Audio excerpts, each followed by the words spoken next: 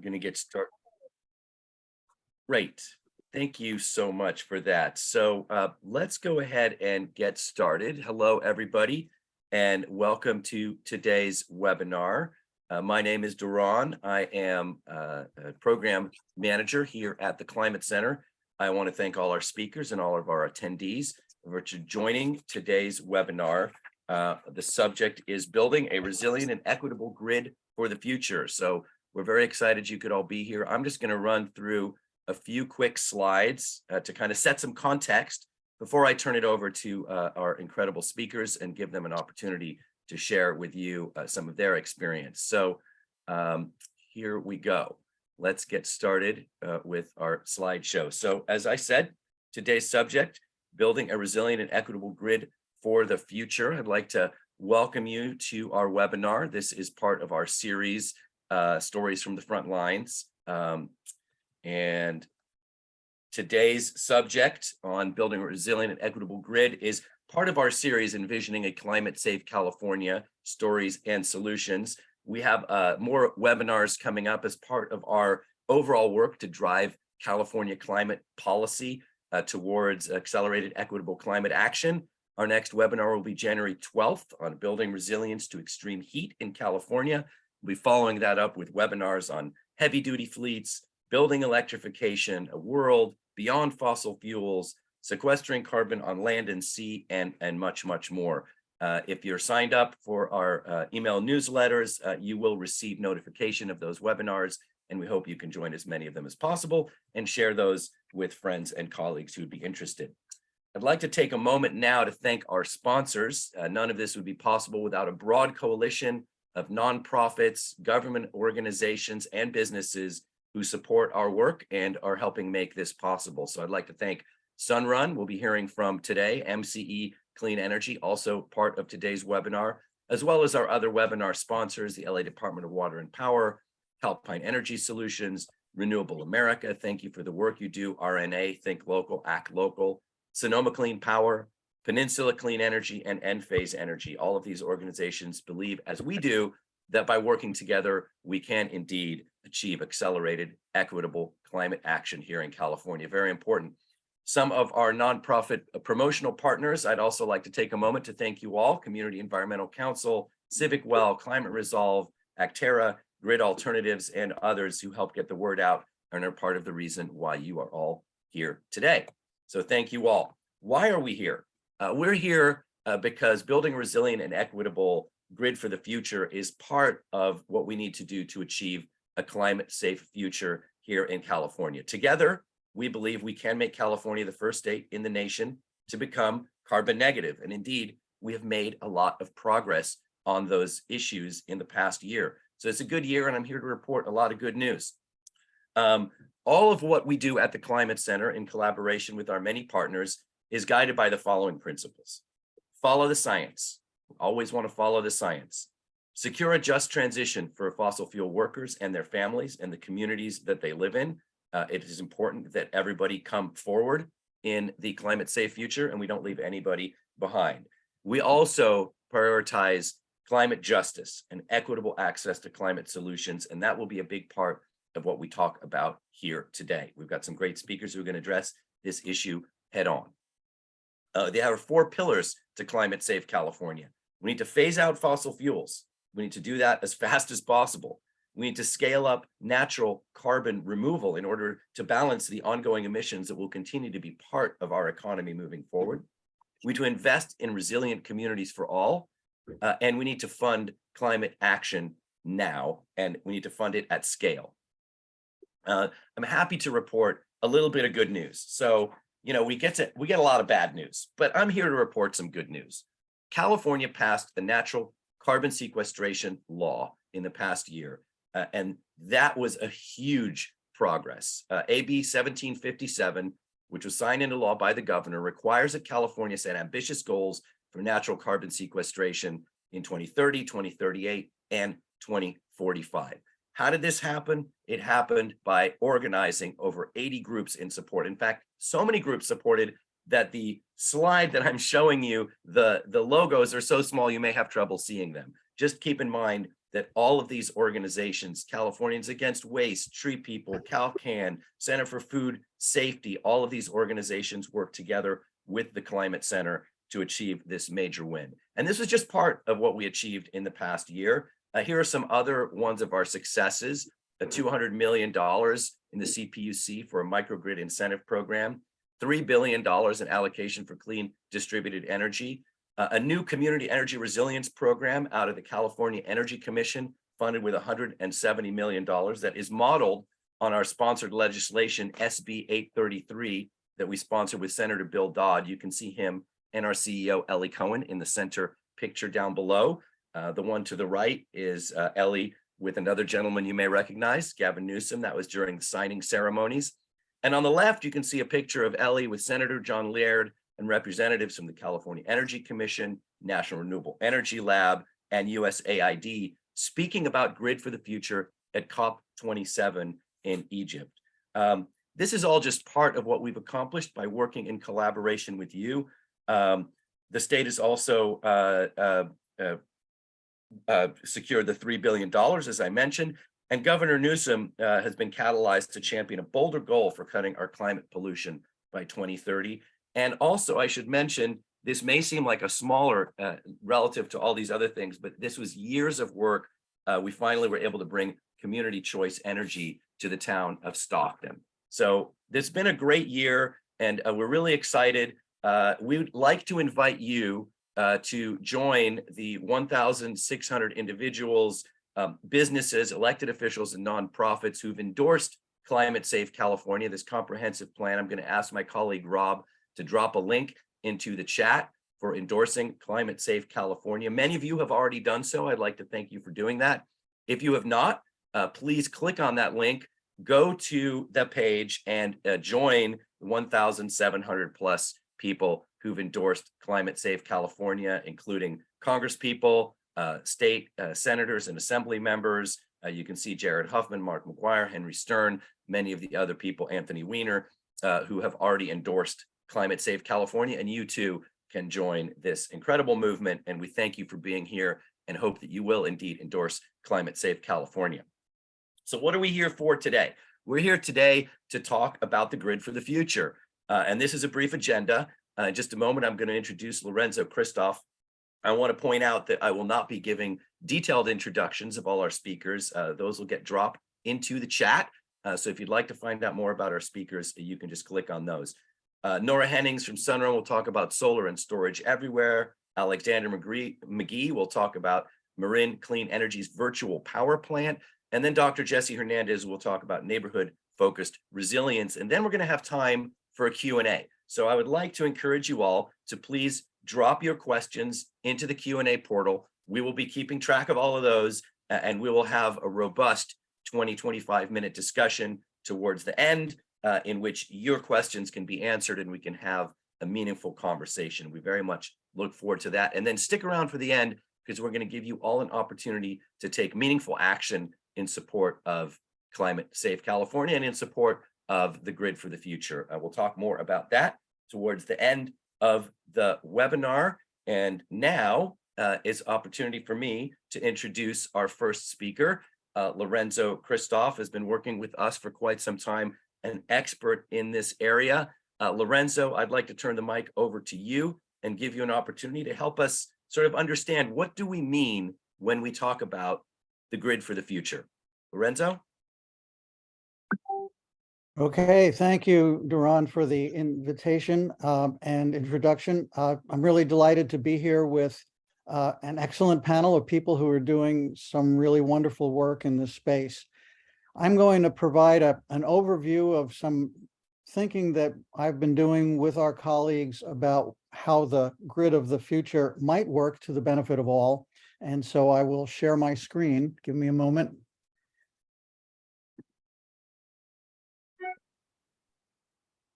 And hopefully this is all visible to everyone now. Looks good. Okay, thanks. So I've added a few words here in the title, a bottom-up transition, taking off on the webinar title, Resilient and Equitable Grid for the Future, and really talk about how change is being built and can be built from the bottom up based on some things that we're working on.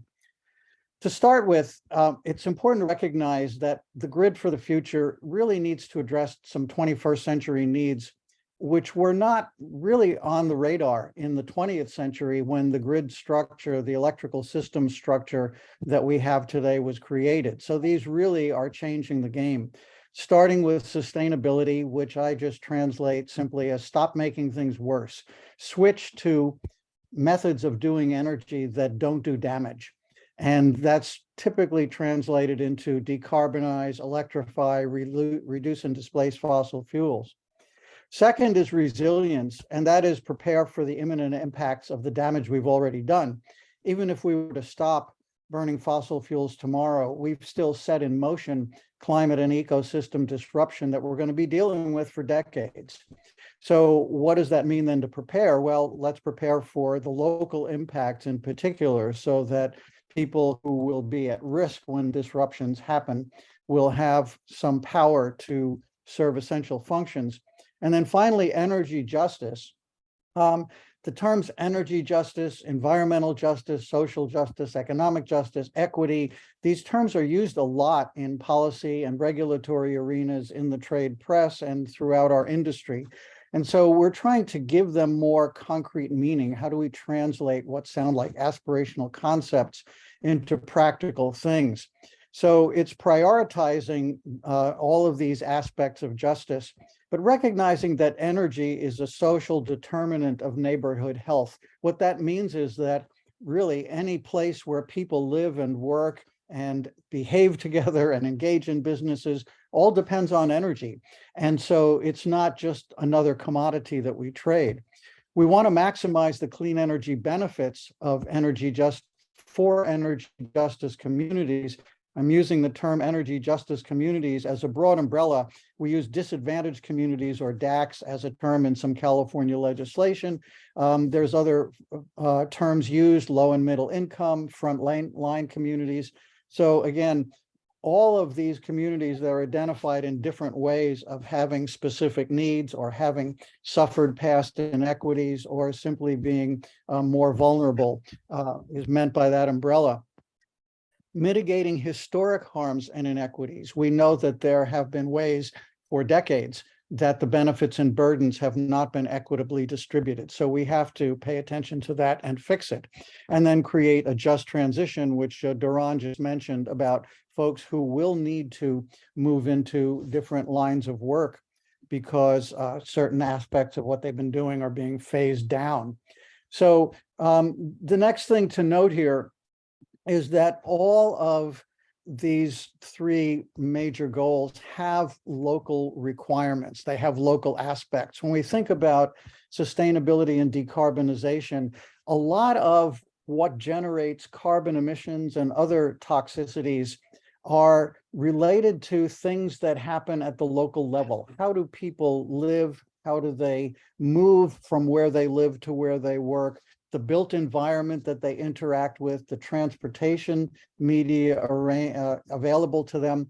And many of these things are subject to urban planning kinds of interventions, county planning kind of interventions. All these affect carbon and other emissions. So all of the cities and counties in California have to create climate action and adaptation plans.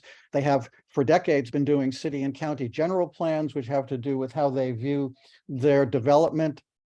And within these plans, there are action items being identified that will affect carbon emissions and equity and other things. But typically, cities and counties make decisions about zoning and land use or building codes. They have strategies for how they want to develop economically or what kinds of development projects they want to approve. Housing is an issue where they have substantial influence. And right now we're seeing a great need in California for affordable housing, ideas about densifying housing, making it transit oriented so that people can have easy access to transportation. And then electrification, reducing reliance on natural gas and using electrical appliances more. Other aspects in the urban planning realm: mobility services, uses of public space, habitat, urban forestry. We want to allow for tree canopy as a healthy part of our environment. So all of these are local activities, and that's one reason why I emphasize local throughout this and the notion of bottom up. It's these local decisions that will make a big difference. Resilience, similarly, no matter how large an area an outage may cover. For example, the power shutoffs that we've had in California, the major one in Texas that everyone heard about in the winter of 2021 covers a huge area, but within that area, it affects the lives of local people. And so whatever we do for resilience can't be completely dependent on the grid, because no matter how many billions of dollars we invest in the grid, it will still be vulnerable to things that we didn't expect, things that we didn't plan for, things that are maybe more severe than we had planned for. So it is prudent, in my view, that we plan to have local facilities that are carbon-free, that are microgrids. The term microgrid simply means that it can operate when it's disconnected from the main utility power system, and it can operate on its own, provide power for critical services, resilience centers for when the grid goes down. These are all local kinds of actions that are necessary. And then finally, energy justice and equity also has a local dimension, because even from the legislation, but in very practical terms, targeting the vulnerable neighborhoods. So where we are today, though, local energy systems are essential for today's urgent needs, but existing policies present major barriers. And that's something I'm going to get to in just a few minutes. One thing to realize is that there are trends in the industry that are really colliding with the legacy policies that are getting in the way of the kinds of bottom-up change that we want to enable.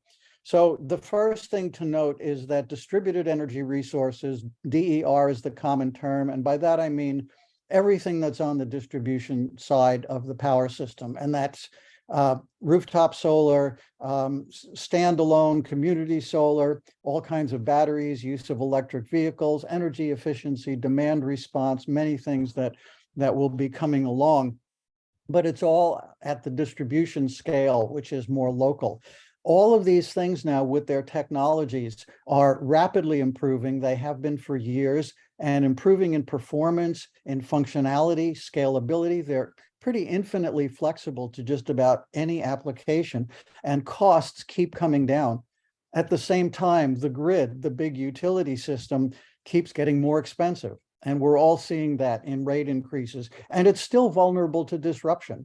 It's going to take a long time to underground sections of the grid, which is a work in progress in some areas, but not everywhere. So that vulnerability still is there. So what happens is we see these intersecting cost and performance trends where DER keep getting more attractive and the grid keeps getting more expensive and still vulnerable. So what we're seeing, many customers who can afford to invest in DERs, they really don't need the grid anymore, and they can, if they want to, if they find it appealing enough, choose to leave the grid.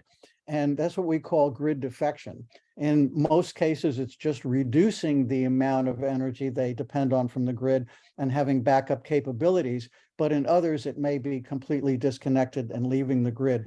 The problem is, in the current regulatory and policy framework, it's really the affluent customers who are the ones who are able to do this. That and commercial and industrial businesses that invest for business purposes, or affluent residential customers. And if those are the ones who are just investing in distributed resources, then the energy inequities get worse. So that's a bad outcome.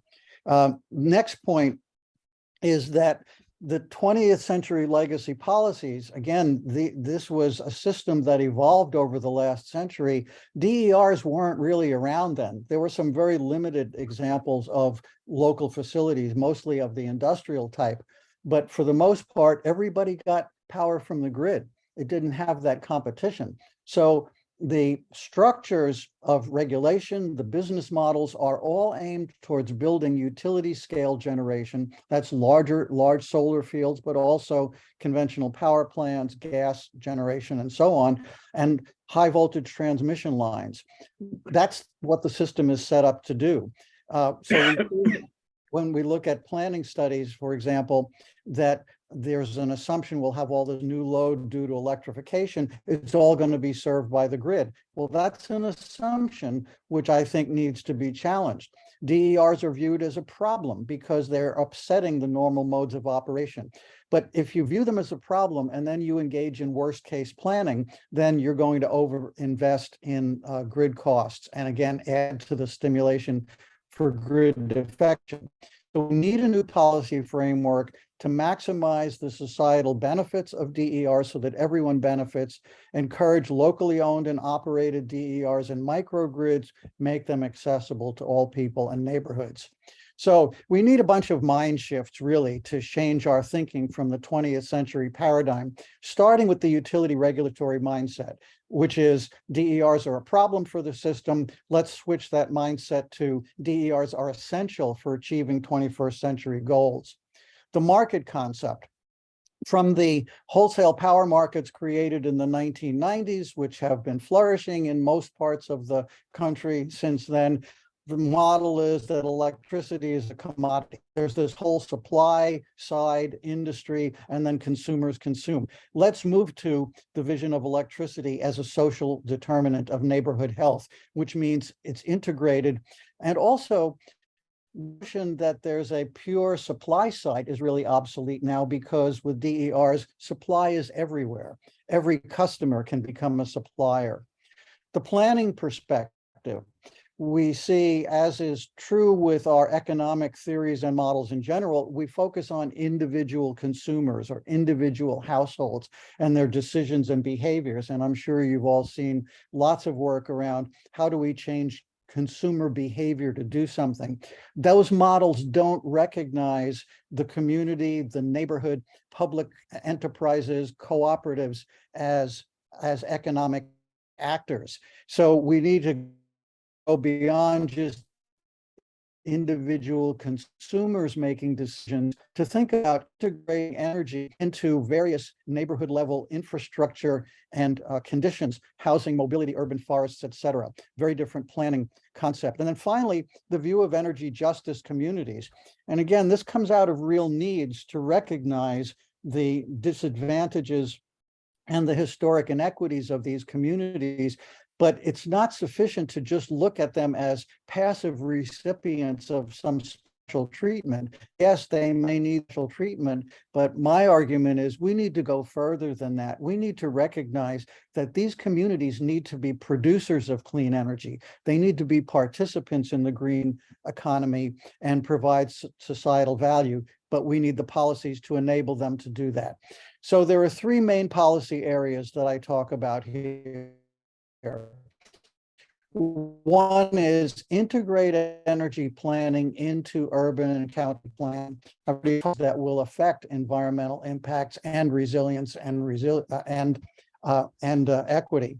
So thinking about planning exercises where we're identifying local needs and priorities, those are driven from the bottom up instead of BAU, business as usual, community outreach. Now, agencies have been doing community outreach, utilities have been doing community outreach, but it's not been very effective. It's really been more or less a checkbox to describe what they're planning to do, get feedback, and then go on and do what they were going to do anyway.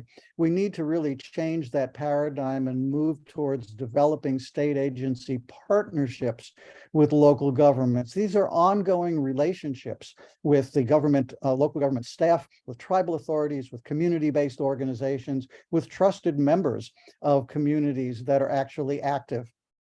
And then invest in energy planning capacity at the local level. That is the expertise and the methods and the technical support.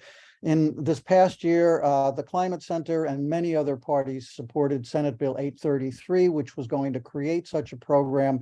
I'll come back to that in a minute. It did not get all the way through the legislature, but the idea was a state level program that would fund and provide a variety of different kinds of support to local entities to be able to develop planning capability.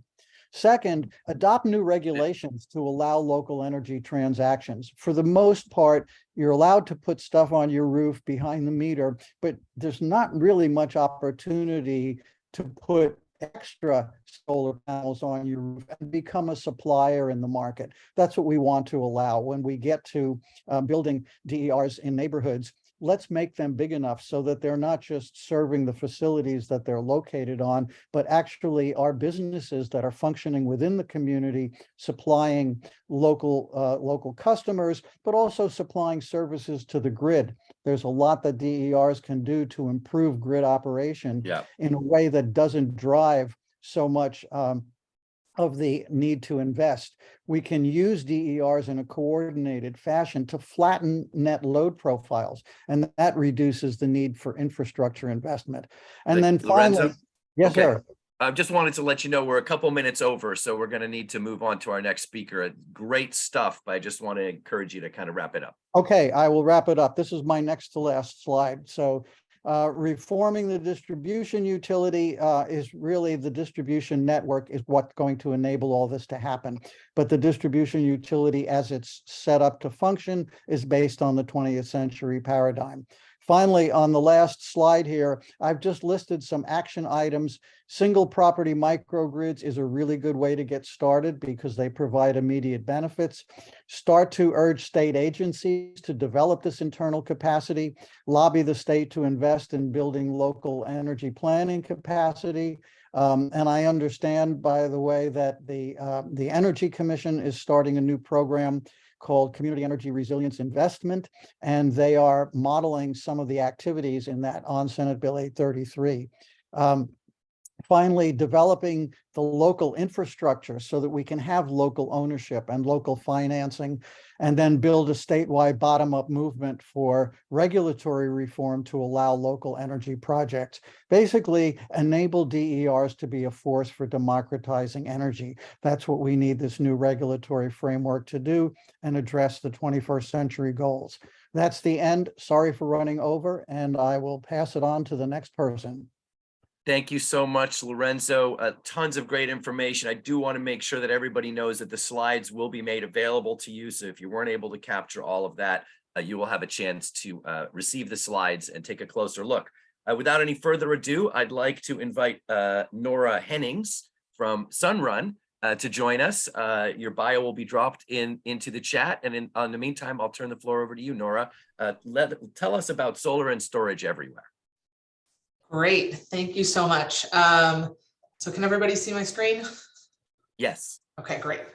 So thank you all for having me. My name is Nora Hennings. I'm a Senior Director of Business Development at Sunrun.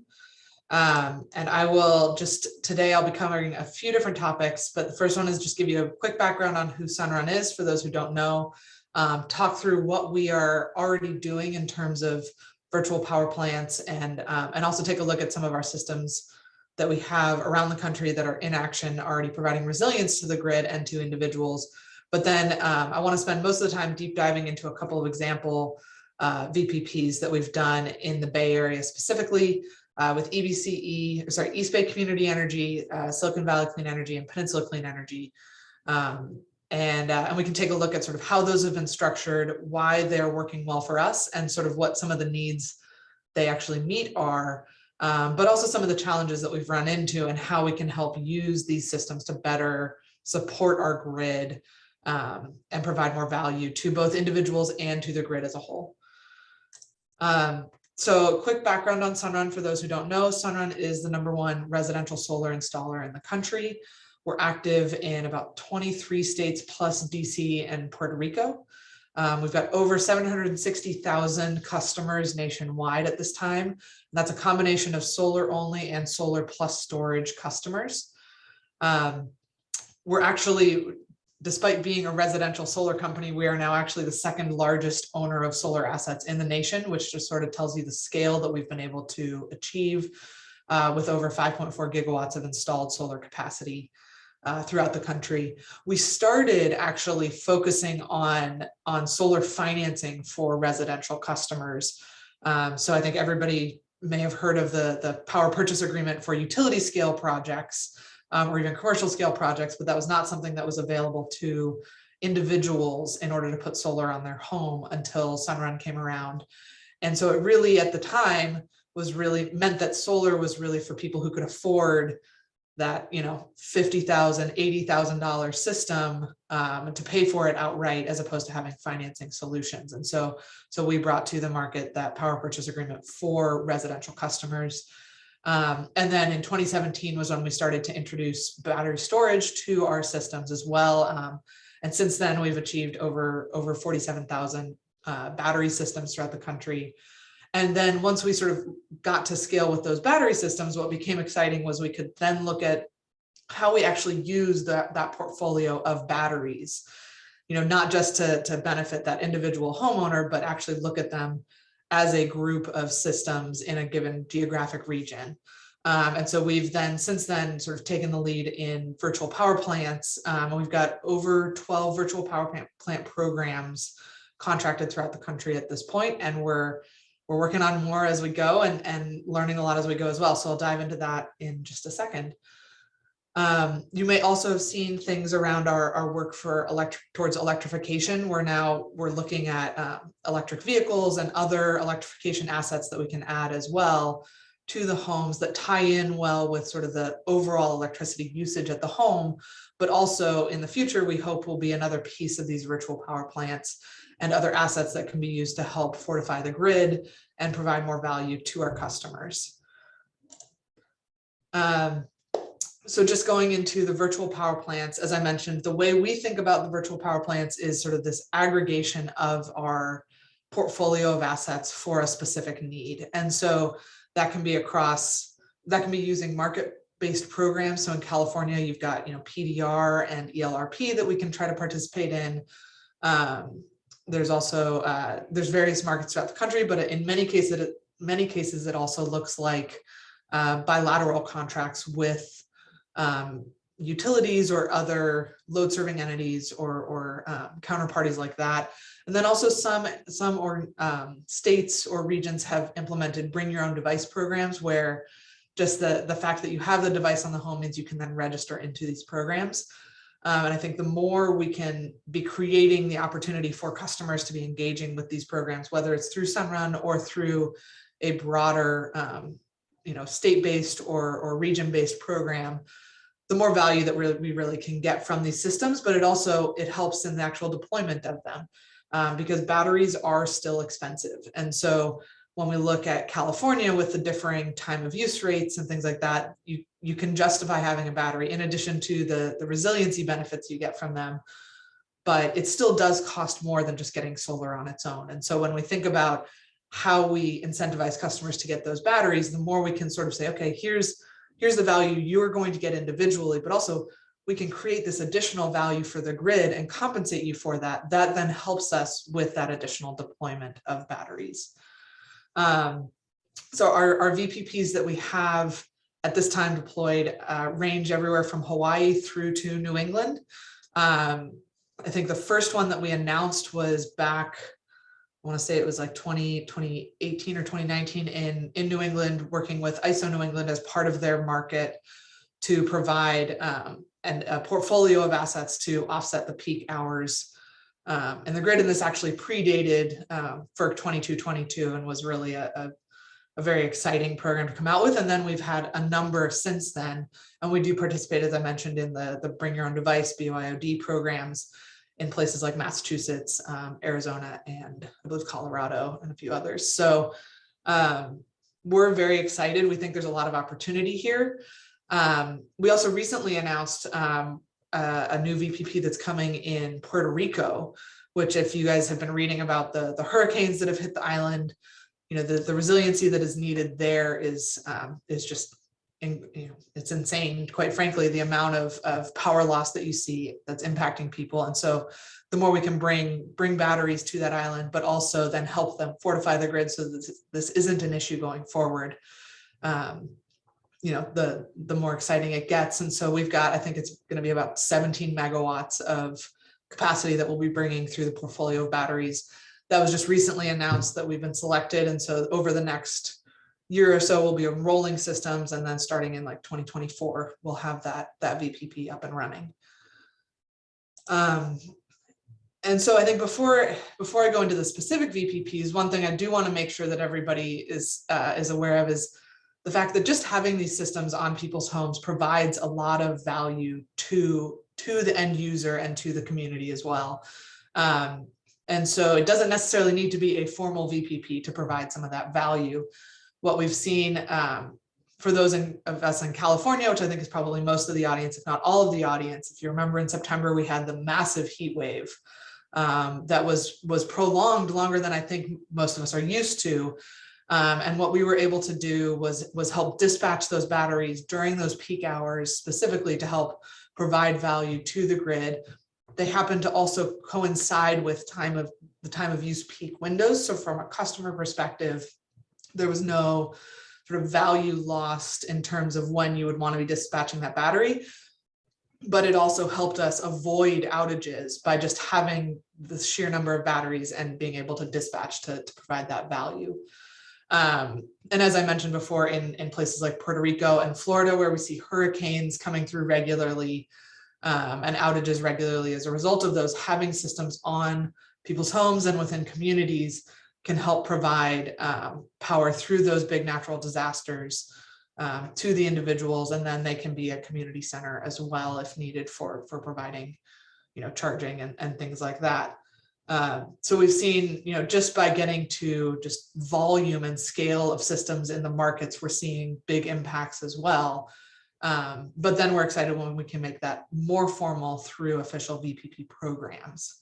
And so that's where I want to actually spend most of my time is talking through the CCA VPPs that we have in place right now. And so that, as I mentioned, is with East Bay Community Energy, Peninsula Clean Energy, and Silicon Valley Clean Energy. They're three distinct programs, but all designed in the same way. So I'm going to group them together in that sense. But what we've noticed is as we are looking to deploy our assets in California, most of the market-based programs limit the use of our batteries to just offsetting load. So it's more of your traditional demand response use cases, which means that if, by the end of that window where you're dispatching the battery to offset the customer's load, you probably in most cases, haven't utilized the full capacity of the battery. And so there's actually a lot more of the battery that can be used to provide value to the grid. And so what we worked with these CCAs on was to say, okay, let's take a look at those peak windows and help shave the peaks off of your load that you're planning for by providing basically a block of capacity. And so it's a scheduled 4-hour dispatch in the evenings. The batteries, Sunrun manages it so that the CCAs can just see sort of that end result block. We on the back end can do the optimization between the different batteries, make sure that we're providing that consistent flow of power. And the batteries are able to then export beyond the load of the customer to really maximize the value of the battery itself. What we do is we still actually retain 20% of the battery for the customer's use in the event of an outage. So if after this window, the power were to go out at the home, the customer does still have 20% of their battery to get them through the night. And then that next day, the solar will charge up the battery and they have full use of the battery to provide resilience for the remainder of that outage. But the hope is during those peak windows, which is typically then also the peak when there may be an outage, then we're providing that capacity so that then they don't need to, hopefully there is no outage, no brownouts, things like that. And so we also, as a result of doing it this way, the CCAs are able to count on that capacity being available to them. So we may or may not otherwise discharge for time of use, depending on sort of the customer preferences and things like that. But this way, the counterparty, in this case, the CCAs, know that is coming. we have, as part of reducing that peak demand, it also saves those CCAs money because they don't need to procure additional RA for that capacity that they would otherwise need to. And I think we found these programs to be really successful so far. In EBCE specifically, we have over 1,000 customers enrolled in this program, and we're officially launching as of January 1. The other thing that we have looked at with these CCAs, to Lorenzo's points about equity and low income needs, is Sunrun is also the leader in deployment of solar under the SOMA program, which is a program to help incentivize solar on low income multifamily housing, so apartment buildings, through the VNEM tariff. And so we're actually working right now to be able to add batteries to those systems and also be able to have them participate in these programs as well, but provide resiliency to those homes in addition to all of that. And I know we're tight on time, so I do want to just jump to one last piece for this group to just think about as we roll out these VPPs. So, you know, in theory, Sunrun has installed all these systems and we're just sort of controlling them, and we can do whatever we want, you know, to control them. But the reality is actually rolling out a VPP takes a lot of coordination on our end. And that can be everything from the customer engagement through to the monitoring and management of the assets. And so the more we can be setting up standardized ways to do this, I think it will help deploy additional assets and generate future VPP opportunities. And so when I say customer engagement, that could be, how is the customer being compensated for the use of their battery for these programs? What do they need to do to approve the use of the battery for these programs?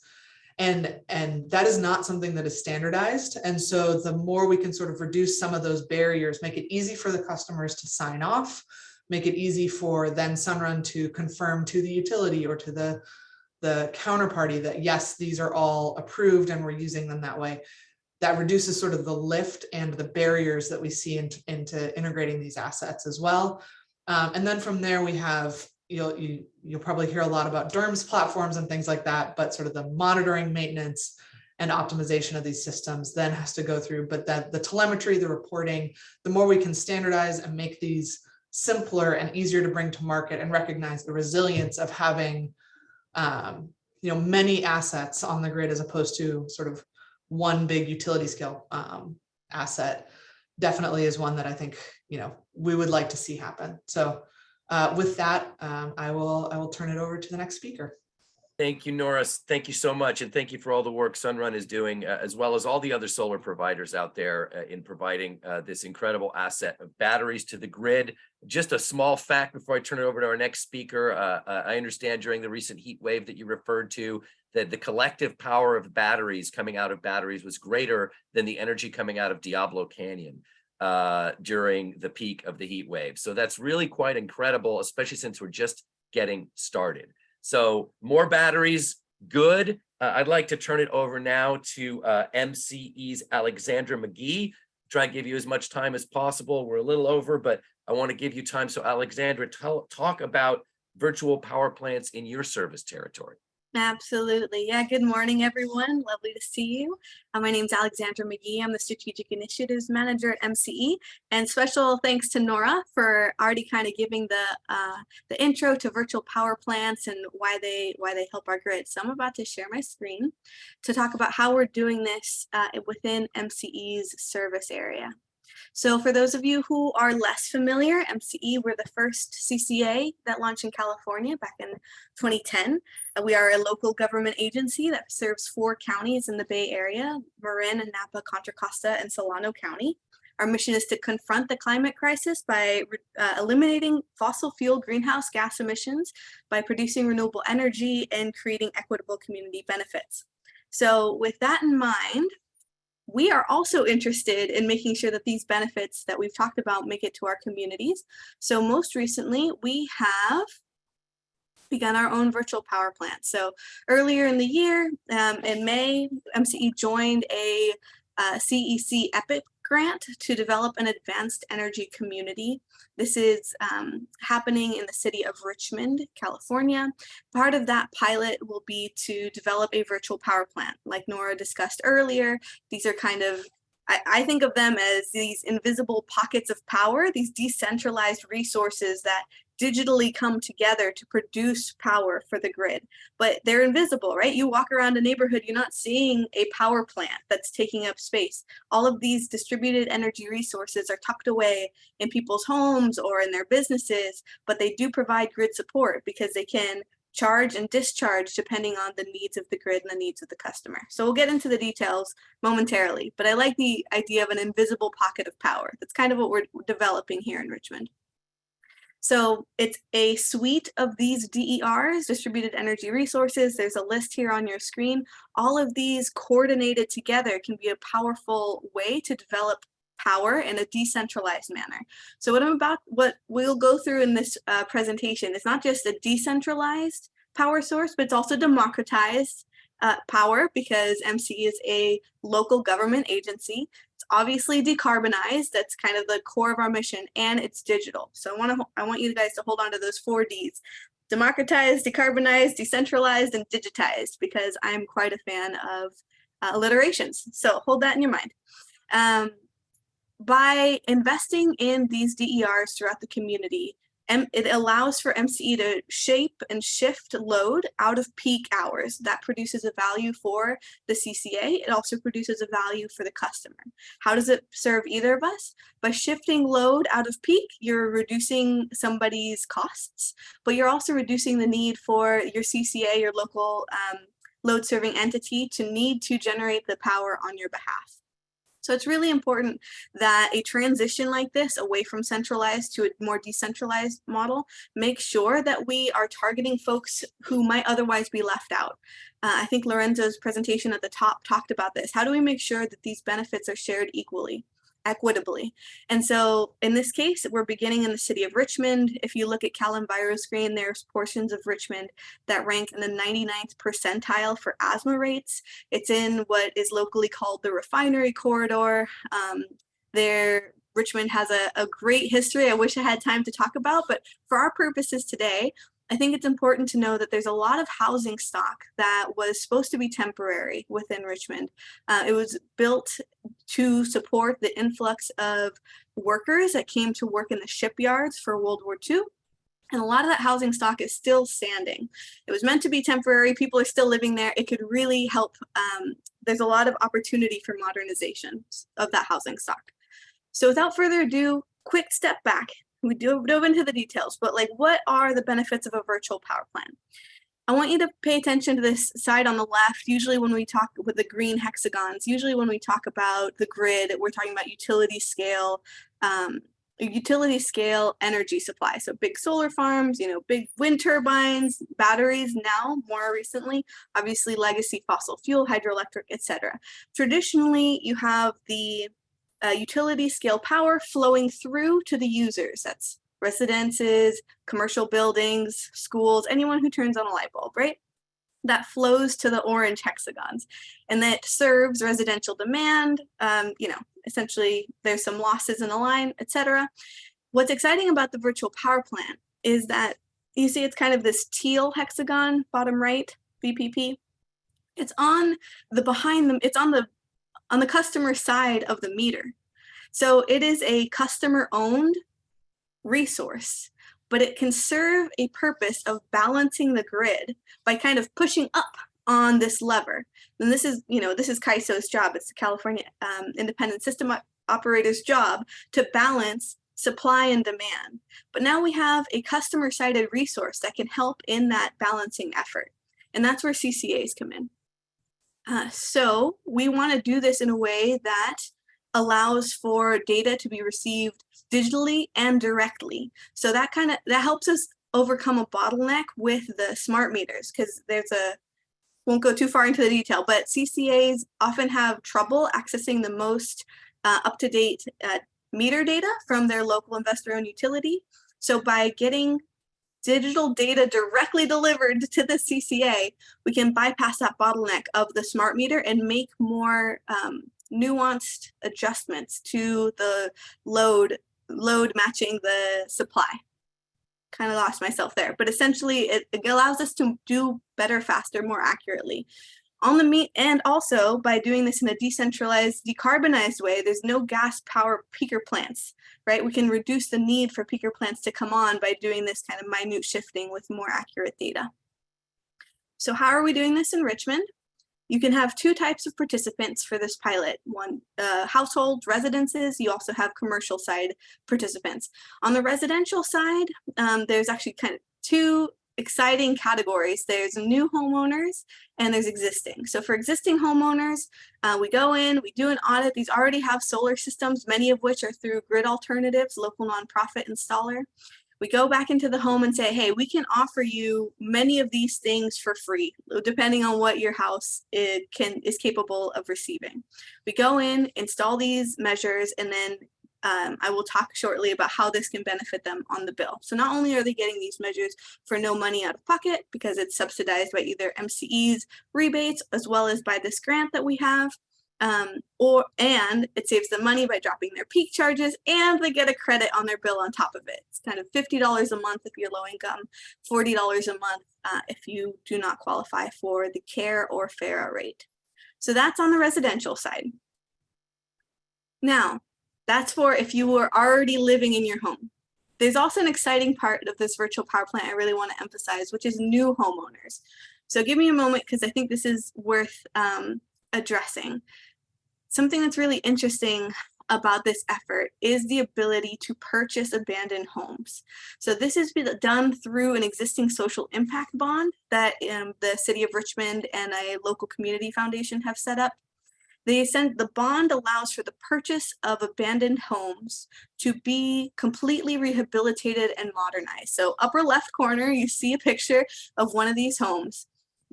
So we go in with local partners, Richmond Build in this case. We modernize the inside. Not only are you giving new job seekers the opportunity to learn skills of how to modernize homes, but then you're also increasing the value of the local housing stock, because what you're left with afterward is a beautiful new home, fully modernized with all the gizmos and gadgets included.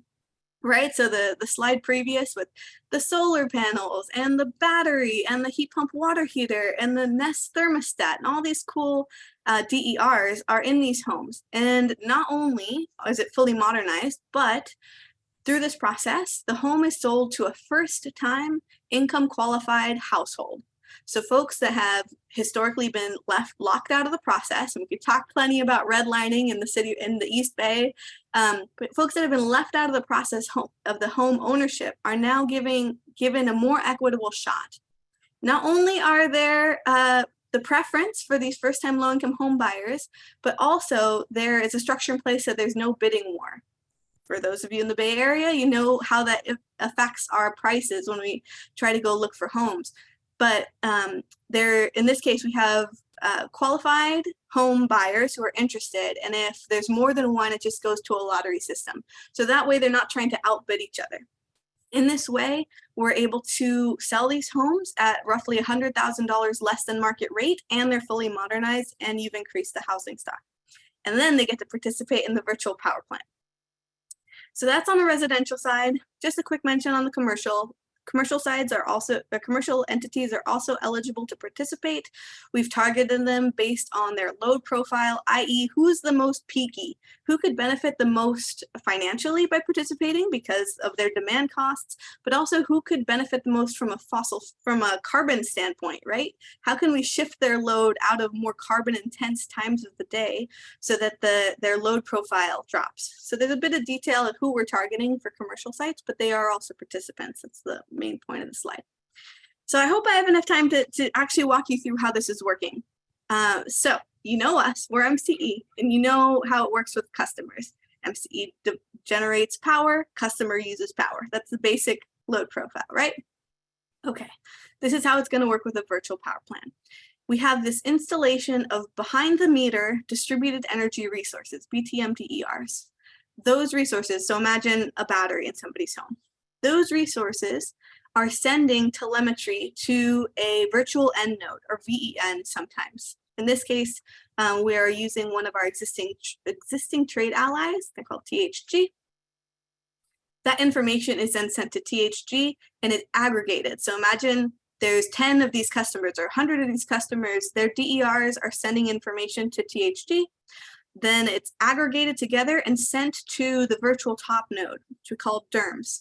So that telemetry report is kind of an aggregate of how all the customers are operating.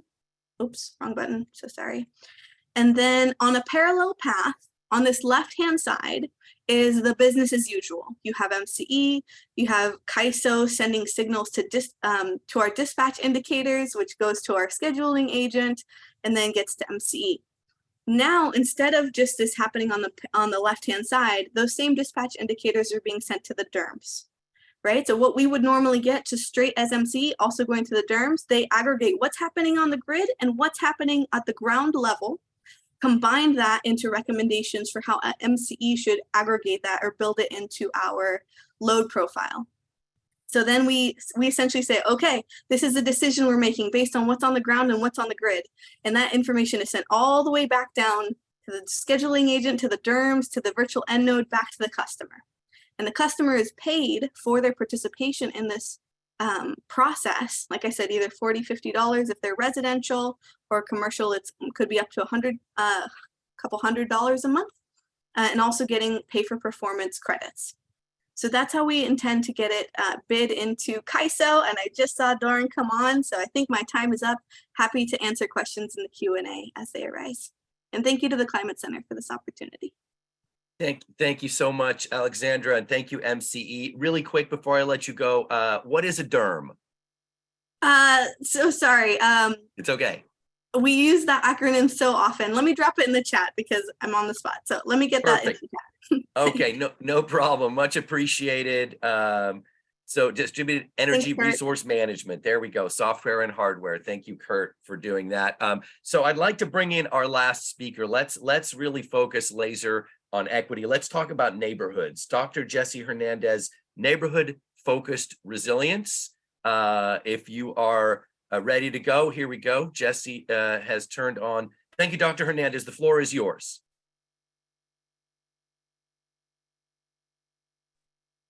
You might need to turn on your microphone and your camera.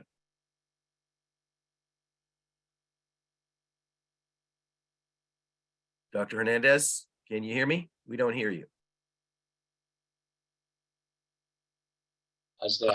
There you are. All right, okay. Take it away.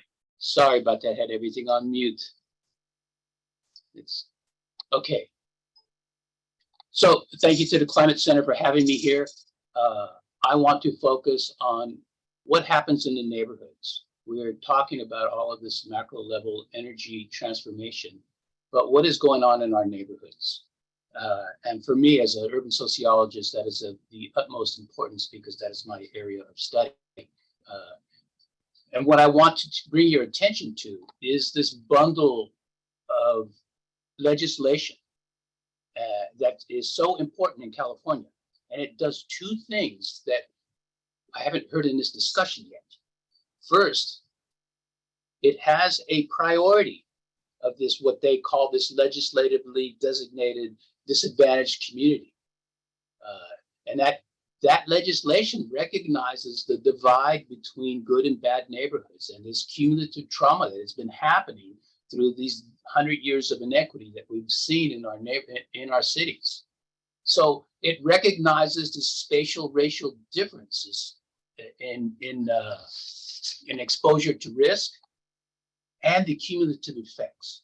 So the important thing here is that we have a unit of analysis. It's not the deficient ratepayer, it's the neighborhood. And so that is a key focus here. Also, what this legislation does is it connects urban planning to public and environmental health. Sustainable community strategies is a priority on neighborhood stabilization using what we're referring to as environmental justice interventions. So the priority is intervention through target place-based investment, okay? And it goes throughout this flurry of legislation, which I've only just listed a few. So the intent is to really include these disadvantaged communities as designated by AB 1550 as part of the solution. So let's put this into a context here.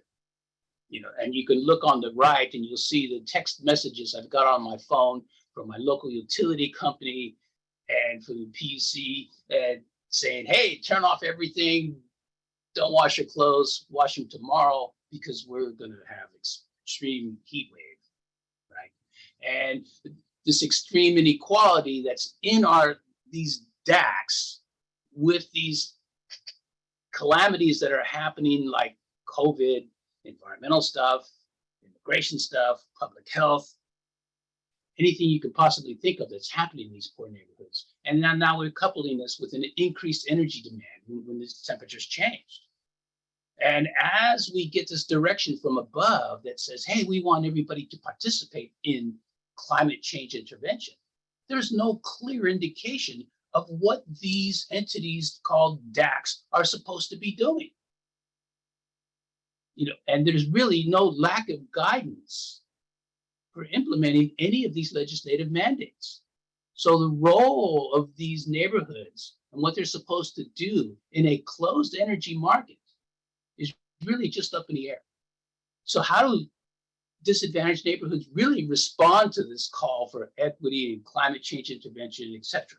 And this is what we're going to talk about. And my case study is a neighborhood in South Sacramento called North Franklin that I've been working at for the last 10 years.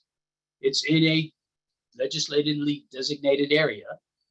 It's got multiple sources: pollution, poverty, low income, anything you could think of, Cal Enviro screen, every hit that you can possibly imagine is here, all the indicators.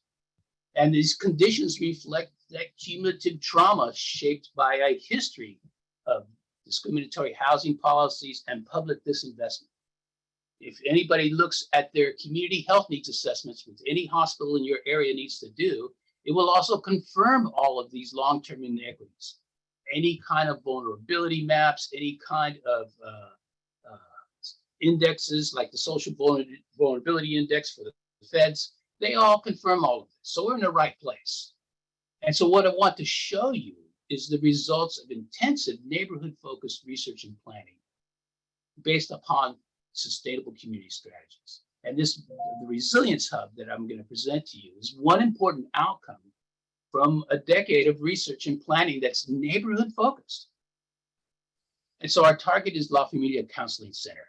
It's located in a school that was subject to school closures and public divestment process that happened in Sacramento about 10 years ago. La Familia is important because this is a hub for anybody who's speaking Spanish in South Sacramento. This is a place that handles mental health crisis, domestic violence, COVID vaccinations, any social problem that happens or emergency that happens in our area. This is the hub for all things related to it. This is where people can go and get access to any critical social determinant at any time without fear of any immigration issues or anything like that. So this is a hub for neighborhood access to any critical social good, which means it's absolutely vital because it becomes a quasi-governmental agency for agencies trying to get down to the neighborhoods, but really don't know how and don't have the capacity. And it happens here.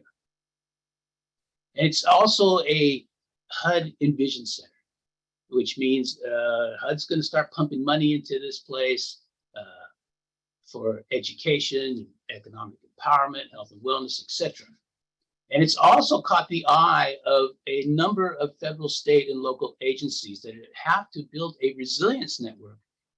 And COVID taught us a lot, taught most federal agencies a lot that they need to get down to the local to do this. So we have federal and state partners involved in this so that we can make sure that we have our emergency disaster relief services, that resiliency planning, immediate response to all these changing economic conditions from COVID to subprime loans and evictions, right? Public health, mental health access. You can see the immediate need for this. And when our last president started doing all of his immigration stuff, it created a lot of mental health problems with no access to adult mental health services. nutrition, social services, legal services, all these things that people need when they lose their jobs because of some certain calamity. And so this is the center for doing this. And this is the place that we're doing. So it's in 3 phases.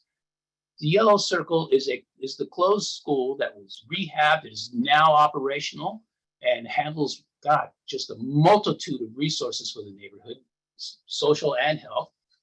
And then the green area is a place that we just purchased so that we can expand the level of services. We've got about $8 million in funding to build the building.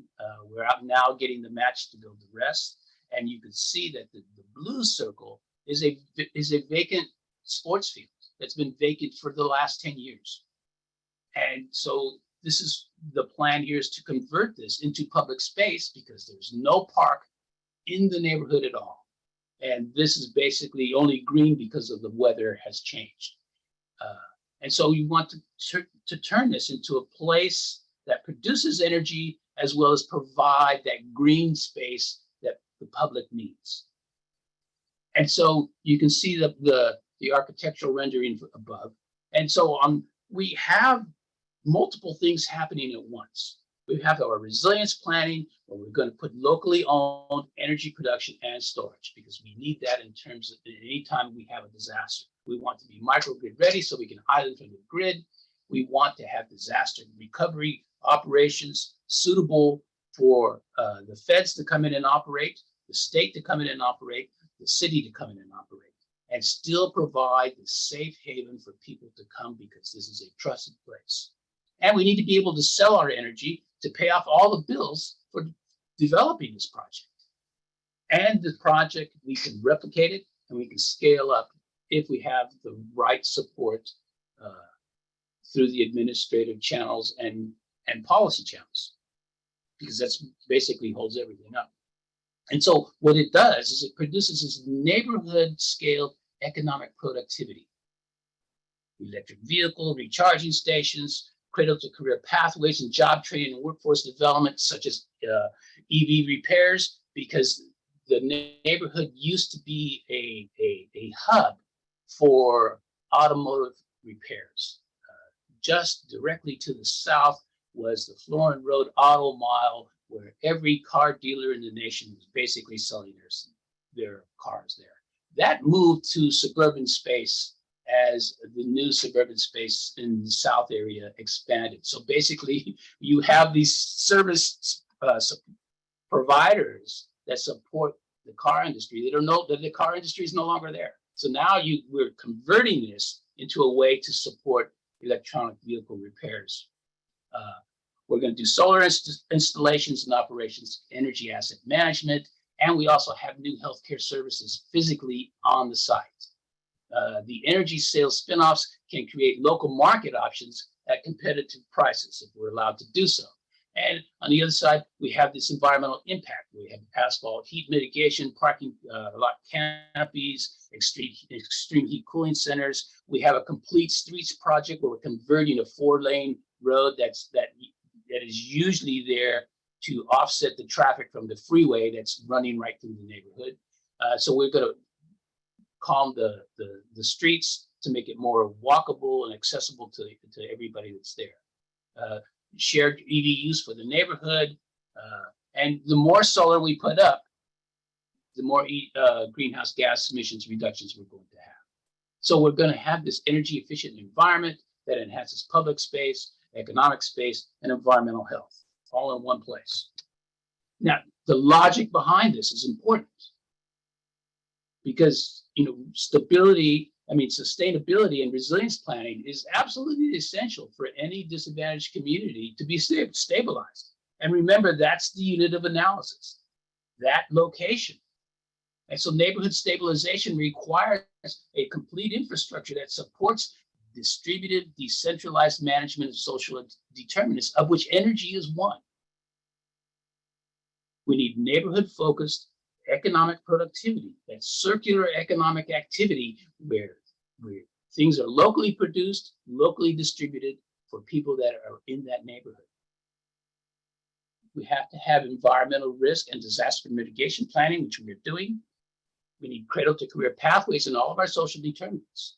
And you can see on the right how this actually works. These are the basic social determinants that make a neighborhood function. And the blue lines that connect them is infrastructure, that soft and hard infrastructure that connects them all together. And energy is an essential part of this. And this happens at multiple scales. It happens at the neighborhood scale. It happens at the city and municipality scale. And it happens at the state scale, because they're all connected that dictate how this infrastructure can actually roll out. So local energy planning is an absolute priority for any neighborhood that wants to engage in this concept we're calling equity. And then sustainability is also important. Restoration, what is going wrong in my neighborhood? What do I need to fix? Regeneration, how does it create a circular economic activity? Resilience, how does it allow me to recover? Reliability, can I depend on all of these functions? And Title VI, which is of course the equity thing. So making these legislative mandates operational is huge. It's multidimensional, and it's not a linear progress. You have to function in multiple directions at once. And the resilience hub concept that we're presenting here, it turns the state and regional climate change policies into short-term projects and long-term programs, which is essential for long-term sustainability of the location. It creates pathways and opportunities in the energy and transportation sectors, electric vehicles, charging stations, solar installations, etc. And it expands the physical capacity for neighborhood, organizational, and planning activities. There is no public space, meeting space in this neighborhood. And so this resilience hub is going to provide that, along with providing immediate access to physical health, mental health, social services, and having that meeting space, which is vital to a neighborhood turning into community. And it creates the pathways for all of these service jobs and energy jobs. And these jobs have economic spin-offs that are important, because this economic money, this profit, feeds back into the neighborhood. And this is what we're looking for. And these types of strategies, they focus on sustainability, location, and so sustainability is the priority of this EJ legislation. And it means restoration, regeneration, reliability, resilience, and adherence to Title VI. Restoration and regeneration by design, not an accident. And so what we're really demonstrating is how energy production is a key strategy for poverty intervention and economic productivity in our worst neighborhoods. So this local resilience and sustainability planning requires the capacity to produce a certain amount of energy and to have that energy ready 24/7 in case of any calamity that happens.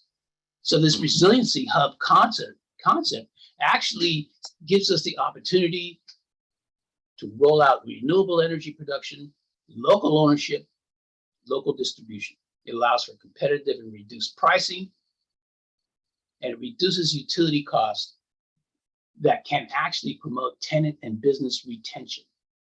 This is how we avoid displacement and gentrification. In one of the surveys that we did in the research for this area, 50% of the business owners says utility costs were one of their highest financial problems.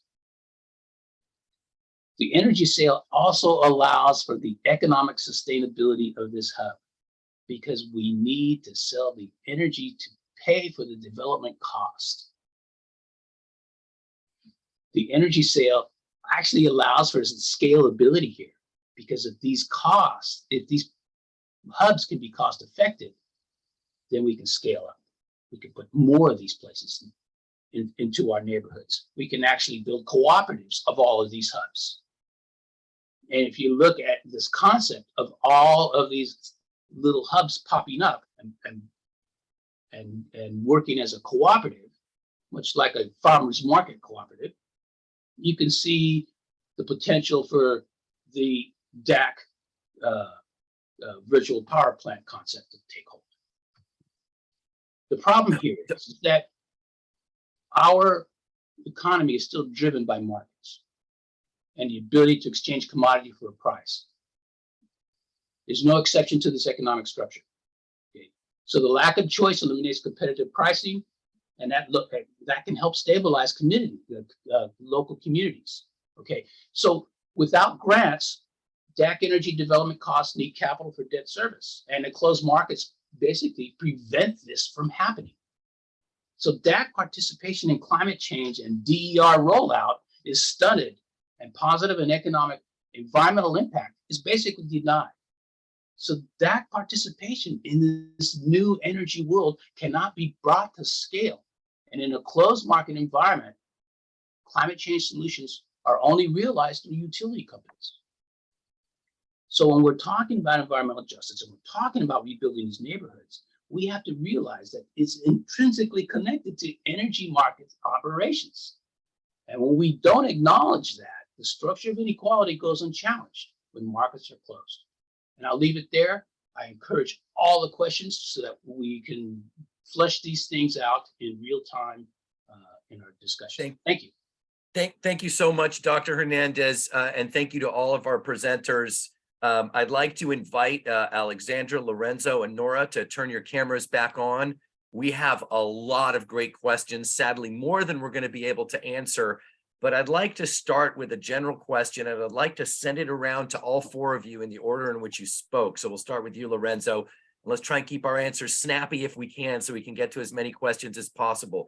But really, this is at the core of it. What are the next steps? How do we get from here to there? What can individuals do? What should our organizations be doing? What should we really be laser focused on in order to achieve this vision and move the grid for the future closer to reality? Lorenzo, what are your quick thoughts on that?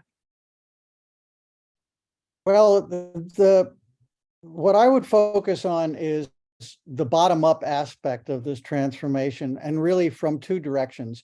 One is, as we know, there's grant money that's coming through Strategic Growth Council, through the IRA, through other ways.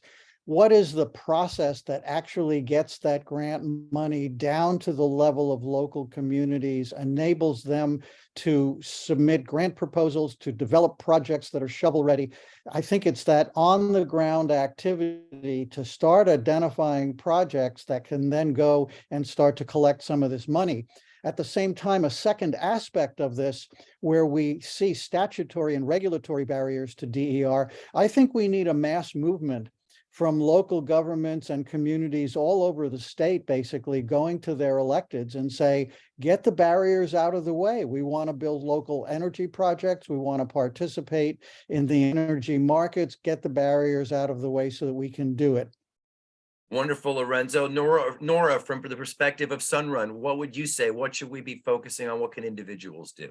And I would definitely echo what Lorenzo just said, particularly on the regulatory and policy side of things. And I think, as I mentioned in my presentation, the more we can standardize some of these requirements that allow for these systems to then be used as part of larger DER solutions, I think that's a huge one. But also most important, I think, is actually just making sure that all of our friends and neighbors and social networks understand the value of putting solar and putting batteries in their homes and in their communities, and actually getting these systems deployed as well. And I know that can be, certainly I just recently went through putting solar on my home, and I work at Sunrun, and it was still an emotional process. And so, just making sure people really understand what that looks like, how it works, who the players are, and really spreading the word. I think just getting those systems out there, once they're there, we can figure out how to use them, but we have to get them out there as well. Wonderful. Nora, thank you so much for that. Alexandra, from MCE's perspective, you come with a slightly different lens. What would you say? Sure. Yeah, I think our experience has been that the success of this really lies on very direct coordination with I'm going to call them an ecology of partners. It is a very organic, sometimes they're there, sometimes they're, transitioning. And I think that building up those local coordinations to benefit the consumer directly is super important. if we're able to tackle the housing issue as well as the energy issue together, like we're trying to do in this pilot, I think that would have the most benefit for those who have been vulnerable or marginalized by our current system. And to make that work, this social impact bond has been key in providing resources in Richmond. So I would say the adoption of these social impact bonds in other communities in coordination with other partners in this field is most important. Wonderful. Dr. Hernandez, what would you add to that? What should we be laser focused on right now? The laser focus should be on the one particular question. How much energy, renewable energy, do we actually need to make an impact on climate change?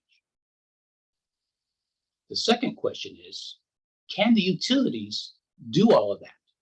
Can they meet that need without telling me on my text to not wash clothes for a certain day? The third question is, where will they get all this energy from? And can they do it without locally produced energy?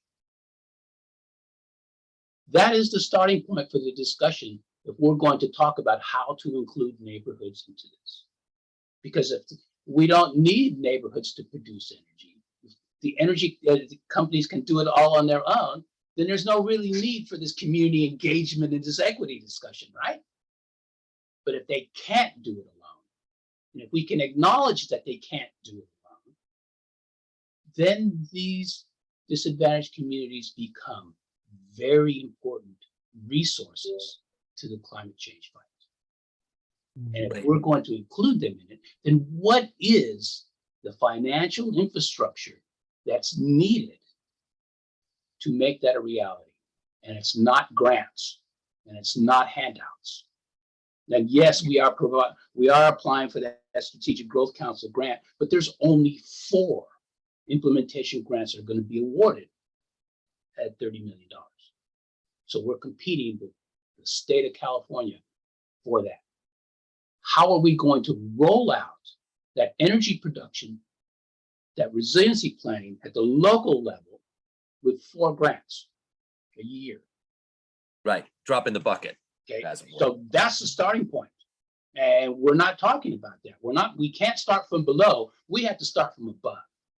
And so we're doing this deep dive and understanding the structure of inequality. It doesn't happen in our neighborhoods. Race and inequality are policy driven. They're not driven by the people in the neighborhoods. So how does energy planning actually contribute to that problem rather than helping? Right. Thank you. Thank you very much. That's fantastic perspective. I'd like to invite you all perhaps to dive just a little bit deeper. I mean, our time was all limited, but we've had a lot of questions about this. And I'm going to start with you, Lorenzo. We'll go through in the same order once again. But articulate a little more clearly, how will the grid for the future by 2030, how will that look different from today? Like, and what does that really mean for people in their homes, in their businesses? And really, as a related question, I'm trying to combine as many of these questions. Can we get there by 2030? I mean, is that a realistic vision in the next 8 years? What are things going to look? How are things going to be different 8 years from now? And can we get there? Lorenzo, you're smiling. I'm going to start with you.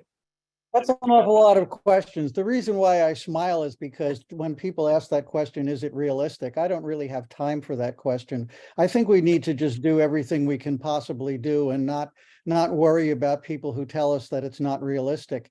And I would also partially answer Dr. Hernandez's point about how much energy do we need and can the utilities provide it all? That's unfortunately a polarized question, because the utilities will tell us that they can provide it all and they don't need anything from the communities. And it's really up to us, I think, to make the case that they can't. And even if we can't convince them, do what it takes to build the infrastructure, both at the regulatory and statutory level, as well as the implementation, financing, and all of that to change the rules. Now, how much can be done by 2030? I think it is possible if we bring pressure to bear on the legislature and the commission, legislature in particular, where there are barriers that preserve the utility monopoly. Here's where I think creating a mass movement that involves local governments, tribal authorities, local electeds, all going to their legislative representatives saying, we want to develop local power projects, electricity projects in our areas. In order for them to be commercially viable, we need to be able to transact and sell our excess energy at a fair market price, get the barriers out of the Thank you, Lorenzo. way. It's one thing for we who work with the nonprofit sector and for, okay. You're breaking up a little bit, but I think we got the gist of that. Final word? Was I breaking up? You were breaking up a little bit, a little $6 million man action going on there. Okay. All So right. anyway, I want to give everyone else another minute here before we wrap at 11:30. So Nora, let's go to you next. Like, can we get there by 2030? How's it going to be different than what we live in, the world we live in today? It's a great question. I do think the grid will look very different by 2030. I don't think it's going to be an end product. You know, we'll certainly have to continue to refine and change the grid. But I do think over the next 8 years, we will see some dramatic changes. We already are starting to see some dramatic changes just because of the scale that we're starting to see renewables come online, the access to batteries. And I've seen a lot of questions in the chat around electric vehicles and electrification at homes and in commercial settings and things like that. And I think that's all going to start to play into what our grid really looks like. And so it will become a more decentralized grid by 2030 that won't, you know, we will still rely on the utilities by then, I would expect, you know, and I don't know that we want to aim that by that time we're fully off grid in every scenario possible, but reducing that dependence and increasing that decentralization should allow us to have much more flexibility in how we solve problems and provide resiliency throughout the grid. And that's going to be across numerous types of technology, not just what we think of as renewables today. Wonderful. Thank you, Nora. Alexander, from the perspective of a CCA, a community choice aggregator, how are things looking different? Can we get there by 2030? I'm going to give you a chance to, and then Dr. Jesse Hernandez will have the last word before we wrap. Go ahead. Absolutely. I think, you know, CCAs, our impetus is to decentralize, right? Is to demonopolize and decentralize and have communities produce their own power. That's why we're called community choice. So, you know, only in the last 6 years, we've seen an explosion of CCAs across the state serving their community needs with various programs that are customized to fit those needs. And so I know that the Climate Center has done great work, most recently with Stockton, but there are other communities that don't yet have CCAs and therefore don't have access to these types of programs or this kind of innovative community-led development. So I really hope that the grid of the future will have all of California represented by CCAs and allowing for more of this decentralized exploration of technology to fit community needs. Thank you so much. We share your vision very much. Dr. Hernandez, I want to give you a minute to sort of wrap up your thoughts. Can we get there by 2030? Particularly the question of equity. How do we make sure that happens? Well, the question of equity can only happen with an open energy market where local entities can overproduce and bundle their energy as collaboratives and sell it to utility companies. And because there is a ton of money in energy, except people in these neighborhoods are only allowed to participate in that exchange if they've got a rooftop solar, and that is it. They're not allowed to produce energy on their own for the marketplace. So there is no marketplace that is going to allow for the rollout, the equitable rollout of energy, any energy technology that's designed for efficiency and for renewable energy. Thank you for that. And I want to just wrap up here by giving everyone an opportunity to do something really important. First of all, I want to thank you all for your great questions. I wish we were able to answer them all. We weren't, but that's because this subject is so big and so complicated and so important. Couple people asked questions about the CPUC and net energy metering. As I think many of you know, on November 10th, the CPUC proposed a decision that would change the way we get paid for the solar power we make on our roofs. Even though it's less bad than their previous determination, it's still bad news for solar in California. So I'm going to ask my colleague, Rob, to drop a link into the chat. That link is going to take you straight to a page on our website where with a few simple clicks, you can make your voice heard. This is our take action item for today. It's an opportunity for you to communicate with the CPUC why you think net energy metering is important and why we need more solar power, not less solar power. It's time to come together and make our voices heard. So Rob is going to drop that link into the chat. I ask all of you who have not written to CPUC to please fill that out and contact the CPUC and let them know how important solar plus storage is to the grid for the future and to equitable distributed energy resources in our communities, in our neighborhoods, in our towns, in our cities, and in our state of California, the Golden State. We want to thank you all again. Once again, if you have not yet done so, please endorse Climate Safe California. On behalf of all of us at the Climate Center, our tens of thousands of supporters, our dozens of business members, I want to thank you all for being here. Lorenzo, Nora and Sunrun, Alexandra and MCE, Dr. Jesse Hernandez. I wish I could have given each of you an hour and a half. We would have had a fantastic conversation, but do please come back for our next webinar, January 12th on extreme heat. And we look forward to working together on advancing the policies that will create a climate safe California for all of us. So for all of you who attended, thank you very much. And especially to our speakers, our sponsors, and our promotional partners, thank you all so much. I want to tell you all how much we appreciate you being here and look forward to seeing you at our next webinar on January 12th, if not before. So thank you all once again, and we hope you have a wonderful day, and let's keep working together for a climate safe future in California. Thank you, goodbye.